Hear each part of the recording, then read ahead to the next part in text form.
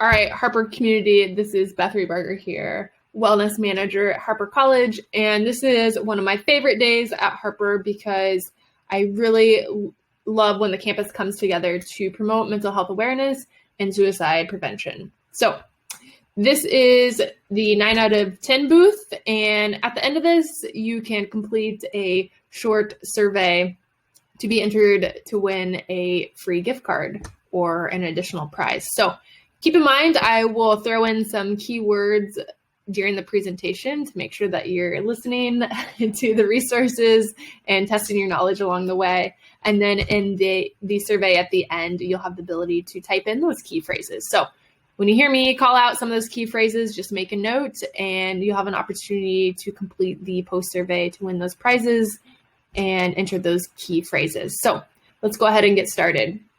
First off, what is the 9 out of 10 booth really focused on and why is it so important? Well, it's important because 1 in 10 college students contemplate suicide. What does that mean for you? Well, you can help be one of the 9 who helps someone. And so we think about our family, our friends, our community. In reality, we all play a part in destigmatizing mental health and those help-seeking behaviors. We want to encourage people to get out there and get the resources that they need. But we can be an active bystander or an upstander in this case in providing that person with resources or additional information that they might need. As I mentioned, everyone plays a role in suicide prevention. We might know someone or might not know someone who could be in a mental health crisis. And really at any given time, we have an important role to play in helping make our community safer, more inclusive, but also promoting and destigmatizing mental health. Also, another important point to remember is that help is available. No one has to do this alone, and your part is not to solve a problem, right? Our goal is to help get the community the resources that they do need, knowing that help is available 24/7. So if someone like yourself who might be in a crisis, know that the National Suicide Prevention Hotline is there for you 24/7 at 1-800-273-8255.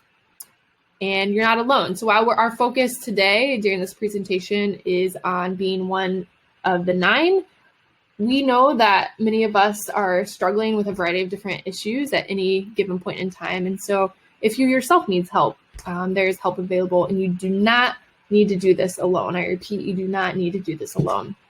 There are many wonderful professionals at Harper who are here to assist you, but also there are many wonderful community providers as well. It's okay to be not okay, right? I think a lot of times we have to put on this face and pretend that everything is okay when in reality it might not be. So it's okay to feel stuff. It's okay to not be okay.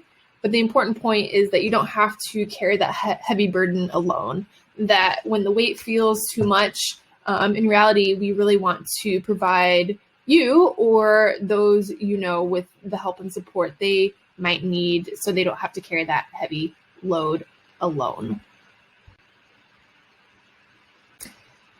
So first up, key phrase. This is your first key phrase alert. First key phrase is emotional wellness. So while we focus on emotional wellness today, we know that there are 8 dimensions of wellness and all 8 dimensions of those well-being dimensions coincide with one another and tend to overlap and interplay among one another. So really focus today is on emotional wellness and caring for our emotional well-being. So that is your first key phrase that you'll need to know for the survey. Moving on. So thinking about the warning signs, if you are worried about someone who might be having a mental health crisis, really important to recognize some of those signs. One of them might be vast changes in their eating. So they might be eating more or less than usual. Maybe they're isolating themselves, so they're not going out for the normal things that they do with their friends or family. So maybe self-isolating. They could be having difficulties or trouble in school, but also they might be engaging in risk-taking or potentially self-harm. So if they're doing some more riskier behaviors that they don't normally do, that could be an additional warning sign. Maybe some sleeping issues. So if they're sleeping more or less than normal, that could also be another warning sign. Moving on, if they're feeling extra anxious or depressed, kind of another warning sign to keep track of. If they have extreme changes in their mood or behavior. If they're talking about suicide, that is a huge one. So if they are talking about suicide or taking their own life, definitely a red flag there. And then maybe they're using drugs or alcohol to cope with their mental health issues. So if they're engaging in those high-risk behaviors again, and using some drugs and alcohol for coping mechanisms, but also withdrawing from others or things that they normally enjoy. So if they tend to enjoy certain activities but are not engaging in those activities anymore, or kind of withdrawing from some of those things, another warning sign. So what to do? So if you notice someone that you love, or a friend, or even a stranger, right, are displaying some of these behaviors, what can you do? Well, here's some action steps if you're alone or worried about someone who may be having a mental health crisis or may be contemplating suicide. First and foremost, being direct with that person. So asking direct questions. If you talk about suicide, that is not going to make a person more inclined to perform the act, right? Or take their own life. Really, asking direct questions is going to help make the individual know that they are supported and that you are serious. And so if you ask the direct question of, are you feeling suicidal, or are you potentially thinking about taking your own life? Those are direct questions. And I know sometimes that feels heavy, but it's important to be direct, because if they are not contemplating suicide, they will tell you most often, right? And so I think it's important to be direct, even though it might feel a little uncomfortable at first if we've never asked the question, but also stand by their side. So if they're going through a mental health crisis, it's important to be with that individual. You are probably someone that they know and feel most comfortable with. And so they're probably going through this difficult moment, and just knowing that you're there to support them is so huge. And so I think that's really important to think about, in the sense that if you don't know what to say, that's okay, right? Just being there and saying, hey, I don't know what you're going through right now, but I just want you to know that I'm here to support you, could be the best thing that happens to them that day. And just knowing that you're offering their support probably means the world to them. But also call a professional. So again, your job is not to solve the problem. That's why we have professionals at Harper and within the community. So calling a professional, you can reach out directly to counseling services at Harper, where there are some wonderful counselors that can help with that mental health crisis. And we have the number for those resources at the end of this presentation. But also there are community resources like Amita in the community, who have a wonderful group of therapists and folks who can help during a mental health crisis, or help an individual get the resources that they need.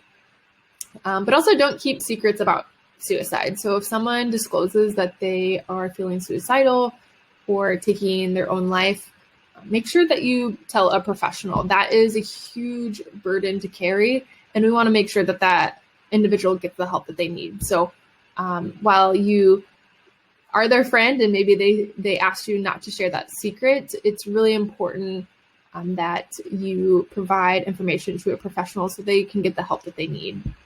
And so knowing that those resources are available, but also ensuring that we're not keeping those heavy secrets, because that's a burden on you, but also we want to ensure that they get the support that they need as well. And then when in doubt, call 911. So if someone is in a mental health crisis, I know it can be very scary sometimes to pick up the phone, but when in doubt, call 911, and professionals can provide immediate help to that individual who might need that help in the moment.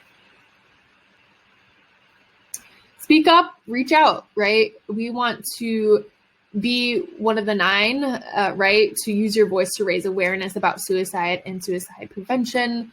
Most often, you are the people in the community who can make a difference and really challenge the stigma. I think something that we can do is challenge the way that we talk about mental health. So thinking about the ways that we speak to one another or the jokes that we tell. Are we making light of mental health? And if so, maybe changing some of the words or phrases that we maybe normally use in our everyday vocabulary, and making sure that we're not making jokes out of mental health or someone having a mental health crisis.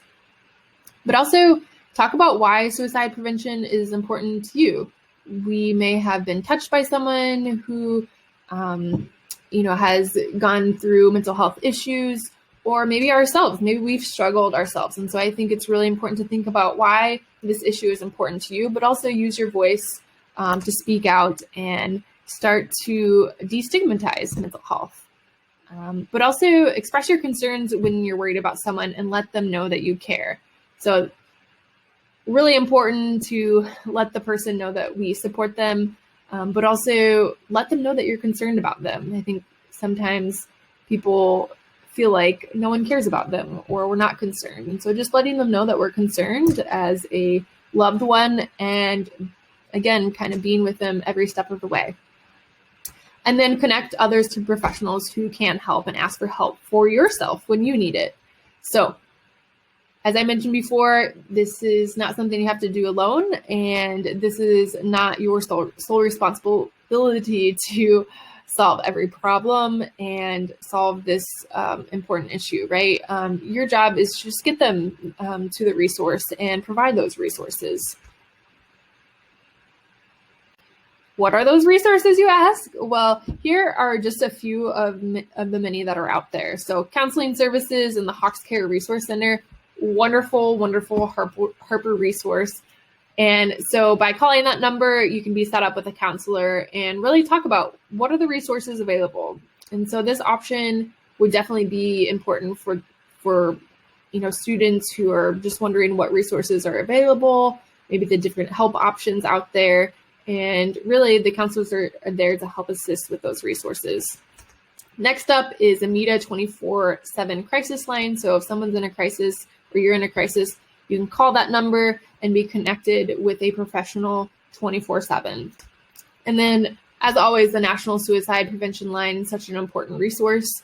But knowing that there are multiple avenues and no person is the same, and so what works for one person might not work for another, but knowing that there are many avenues to go through, and these are just 3 of the many.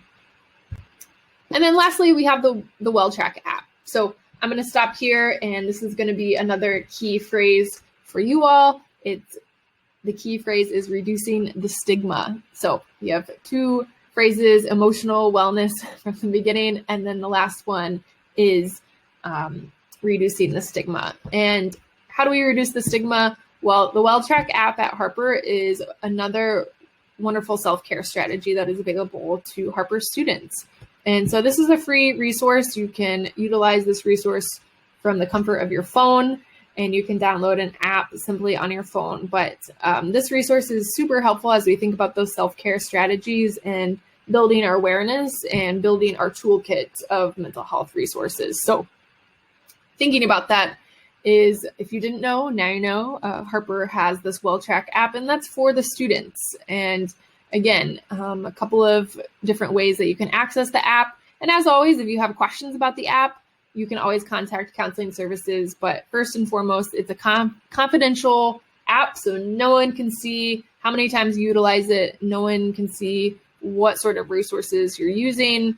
It is completely confidential, so you should be able to utilize that resource and really expand your toolkit as it relates to mental health and wellness, but also let your friends know as well that this resource is available. As I've mentioned throughout this presentation, it's about providing that information and helping assist when we can. Lastly, we can all play a role. We can be an active bystander or an upstander, as I said at the beginning. So really knowing what your role is and making sure that you connect the person with the appropriate professional as needed. We want to stop the stigma.